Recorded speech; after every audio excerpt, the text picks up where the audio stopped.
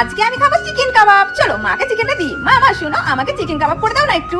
আচ্ছা দাও, তুমি চিকেন কাবাব খাবে আর আমি করে দেবো না, এটা কখনো হয়? চলো মেয়ে চিকেন কাবাব খাবে, আমি মেয়েকে চিকেন কাবাব করে দিই। প্রথমে মাংসটা আমি সুন্দর করে ধুয়ে নেবো পরিষ্কার করে, তারপরে এখানে ক্যাপসিকাম, টমেটো, পেঁয়াজ কেটে নিয়েছি। আর এই দেখো মাংসের সাইজটা দেখে নাও কিভাবে কেটেছি। তারপর এখানে সামান্য হলুদ গুঁড়ো, সামান্য গোলমরিচের গুঁড়ো, সামান্য জিরে গুঁড়ো আর আদা বাটা, যেরকম ভাবে মশলা খেতে চাই সেরকম ভাবে মশলা দিয়ে আমি মাখিয়ে দেবো। মেয়ে বলেছে মা একটু ঝাল দাও, আমি ঝাল ঝাল খাবো, তাই এখানে আরো একটু শুকনো লঙ্কা গুঁড়ো দিয়ে দিলাম, তার সাথে ভিনিগার আর এখানে সয়া সস, একটা ডিম, কর্নফ্লাওয়ার, সামান্য ময়দা। এখানে কেটে রাখা টমেটো, পেঁয়াজ আর ক্যাপসিকামটাও মাখিয়ে দিলাম। চলো এবার আমি কাঠি নিয়েছি, দেখতে পাচ্ছ কাঠি কাবাবের কাঠি, এটা যে কোনো দোকানে পাওয়া যায়। যারা আমার এই ভিডিওটা দেখছি তাদেরকে বলছি তোমরাও কি এই চিকেন কাঠি কাবাব খেতে পছন্দ করো? যে পছন্দ করো ভিডিওটা কিন্তু লাইক করো। আর এরকম তোমরা যদি ছোট্ট মিনি ব্লগ দেখতে চাও, এই ছোট্ট সেহেনাজের ছোট্ট মিনি ব্লগ দেখতে হলে এক্ষুনি এই চ্যানেলটি সাবস্ক্রাইব করে আমার পাশে থেকো। তো তোমরা দেখতে পাচ্ছ আমার রেডি হয়ে গেছে। এখানে তেল গরম করে উল্টি পাল্টে এখানে ফ্রাই করে নেবো, তাহলে আমার রেডি চিকেন কাঠি কাবাব। আমার এখানে প্রায় উল্টি পাল্টি ফ্রাই করা হয়ে গেছে।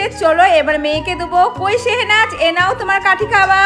দারুণ খেতে হবে, দেখে খুব